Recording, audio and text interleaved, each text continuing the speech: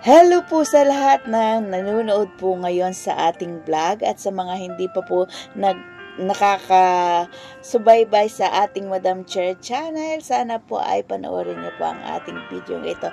At kung may pamilya kayong OFW, ito po ay napagandang panoorin nyo.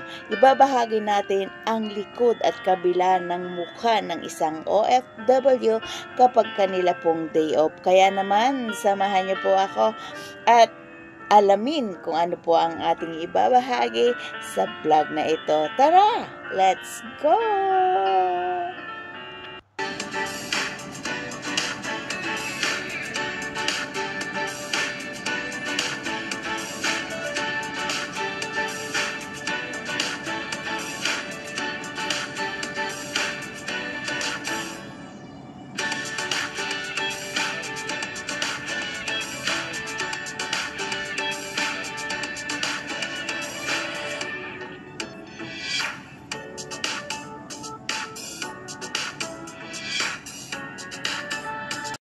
Mga ka-cheers, mga kamadam, ang Hong Kong ay isa sa napakaraming OFW o domestic helper, iba-ibang lahi man po yan, Sri Lanka, Malaysia, Thai, Indonesia at iba pa po mga Asian country po na dito ay nagiging domestic helper. Hindi lamang po OFW o Overseas Philippine Workers ang naririto po sa Hong Kong. Kaya naman po, mabibilang po natin sa mga residents dito ang wala po silang helper. Ano po ba ang bahagi o ginagampanan ng papel ng OFW dito sa Hong Kong? Napakarami po katulad ng wala po, hindi po makakapagtrabaho, lalo na ang mga mother ng isang tahanan dito po sa Hong Kong po wala po helper. Hindi lang po sa pag-aasikaso ng kanilang tahanan, sa pag-aalaga ng mga anak nila, sa pag-aalaga ng kanilang mga magulang na natatanda na, sa pag-aalaga ng mga may sakit. Yan ang pangunahin pong trabaho po dito ng mga OFW or ng mga domestic helper na sinasabi nila. Marami po ang nagtatanong bakit mostly daw, lalo na ang mga Pilipino, na mas ginusto pa ang maging OFW as a helper. Ginusto pa nila, plinano pa nila, o pinangarap nila na maging isang domestic helper. Alam naman po natin, ang pagiging domestic helper sa tingin po ng iba is napakababang uri ng trabaho. Masyado pong dinidisgrade nila kapag nalaman nilang domestic helper ka lang. Mababa ang tingin, parang walang halaga sa mundo ang pagiging isang domestic helper. Atin pong talakayin kung bakit nga ba ang isang tao, lalo na mga Pilipino, ay naging isang domestic helper.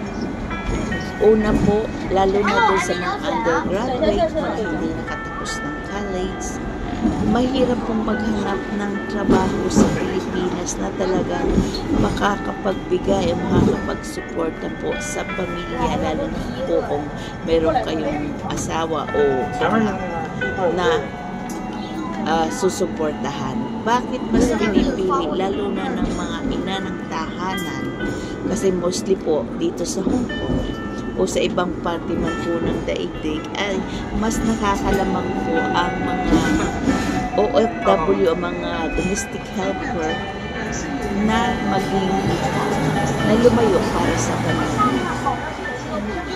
On my own experience po, sa Pilipinas po kasi pagbago, hindi lalo na kung ikaw ay magtatrabaho sa mga department store o mga company, mostly lang po ang tinatagal niya is 6 months. Hindi po sila nagkumukuha ng pangmatagalan na mga employee unang-una is marami silang babayaran o marami ng benefit na makukuha ang mga empleyado po dyan. At saka sa Pilipinas, lalo na sa Pilipinas, ang laging kinukuha with placing personalities, may experience na sa trabaho. Paano naman po yung walang trabaho, yung hindi pa nakapagtrabaho? Ano ang ibibigay na work experience kung bago pa lang po? Kaya talagang nahihirapan na makakita ng pangmatagalang trabaho. Yun po ang una. Pangalawa po is napakababang sahod. Napakamahal ng mga bilihin sa transportation pa lang. Kulang na kulang po ang sweldo. So sa iba po is talagang po siya, maiisipan po na pumunta sa ibang bansa para po maging katulong easy way. Kumbaga, yun ang pinakamadali para makaalis ka sa ibang bansa. Kasi pag skilled worker ka, kailangan mo company to company ang gagawin mo para makapunta ka sa ibang bansa. Pagiging domestic helper is magkaroon ka lang ng agency, kumpletuhin mo lang yung mga papers mo at makapasa ka sa mga hinihingi. Madali kang papasok sa ibang bansa, lalo na kung may employer na kaagad na paper mo sa'yo. Napakadali po ng pagpunta sa ibang country, katulad po dito sa Hong Kong. Pero marami pa rin po ang mga DH na nagtatrabaho dito na hindi po ganun kalaki o kaswerte na nagtatrabaho dito. Talagang pinilinis lang po nila yung mga hirap. Lalo na po kapag ang mga employer nila hindi mabait sa kanila. Meron po dito tayong mga kapwa OFW na kapag nag-holiday sila, hindi po sila binibigyan ng susi. Minsan, nandun lang po sila sa lobby ng building, kung may lobby sa building o kaya isang park na malapit sa building nila, na aantayin po na dumating ang mga employer para po makapasok siya sa bahay. Kung minsan, ang iba po inaabot ng alas 12 ng ating gabi. More than that po, ang ating mga kapwa OFW o domestic helper is nandun lang sa isang tabi, nakakatulog na doon.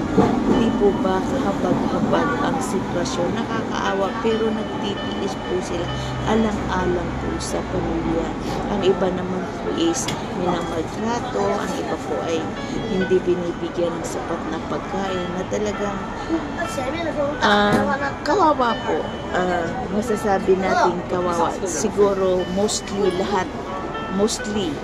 siguro sabihin natin sa 100%, mga 95% po talaga yung nakakaranas ng ganun. Kung meron man po sigurong maalwan na o okay na sa lahat po nagdaan yan sa ganung yung wala kang kwarto na matutulugan, nandun ka lang sa sala, o kapag tulog na sila, maglalatag ka lang sa pasilyo ng sala nyo, o sa may pinto nyo, o kaya ay doon sa kusina, o kaya doon sa labahan.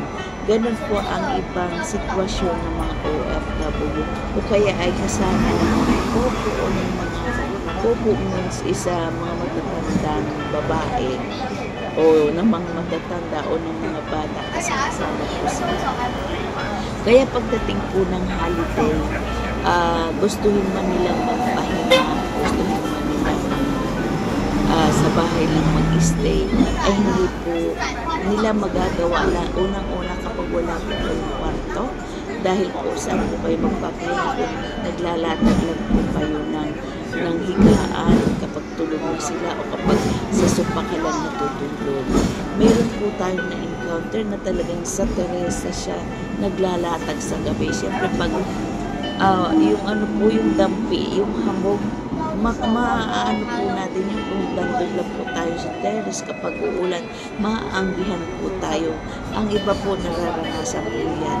Kaya doon po sa mga mga nakakapanood nito na meron po kayong pamilya na isang OFW, siguro ang may tutulong po is mahalin niyo po yung inyong mga kamag-anak, kaibigan, halimbawa nanay at tatay, ate, kuya na nasa ibang bansa. Lagi niyo pong alalahanin sila, lagi niyo po silang i-message o tatawagan, at lagi na po pinatunanan po nila.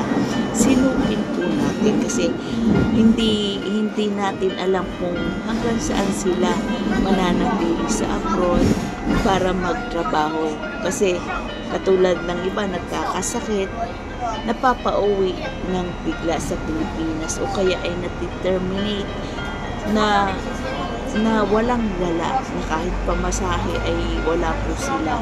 So doon po sa mga mahal sa buhay po natin nasa Pilipinas, pagyamanin niyo po yung ibinibigay po sa inyo, ipinapadala sa inyo na pera. Kung kayo po ay pinapag-aral, mag-aral po kayo ng mabuti. Hindi po yun para sa mga OFW, kundi para po sa inyong sarili, para mapabuti ang inyong buhay at hindi nyo na maranasan ang maging DH o maging OFW pa, para po magkaroon kayo ng bright future po sa inyong mga buhay. At siyempre, kung ito naman ay gagamitin sa pagnegosyo, pag-aralan po natin ang mga negosyo na gusto nating ipundar para po hindi masayang yung paghihirap ng ating mga kapwa OFW. Marami po tayong na-experience ng mga OFW po dito na kahit na po may sakit, kahit na po talagang lalabas sila para lang po makapagpahinga. At siguro sa susunod nating video vlog ay ipapakita po natin saan pa nagtatambay ang ating mga OFW, lalo na yung hindi pwedeng mag-stay sa kanilang tahanan o sa kanilang kwarto, dahil kahit may kwarto pa, lalo na pag may bata, inuutusan pa rin. So susunod po nating mga vlog ay ibabahagi ko po sa inyo saan ba nagtatambay ang ating mga kapwa OFW. Kaya pag inyong nagustuhan po ang video na ito, paki-like, heart, at subscribe na rin po sa hindi pa nating mga kaibigan. At syempre huwag kalimutan nating mag-comment sa ating pinanood, at kung may gusto kayong topic na gusto na malaman is ilagay nyo lang po sa message po diyan sa comment down below po para atin pong matalakay sa mga susunod na vlog. At siyempre huwag din nating kalimutang i-hit ang notification bell para po lagi kayong updated sa Madam Chair channel. At kung inyo na rin pong mamarapatin, pakishare na rin po ang ating video para marami pa po ang makaalam o makapanood ng mga impormasyon o mga nangyayari na sa ating mga OFW na kaibigan, kamag-anak, kapatid, nanay, lola, ate, at iba pa. So hanggang dyan na lang po. Maraming salamat. Bye-bye!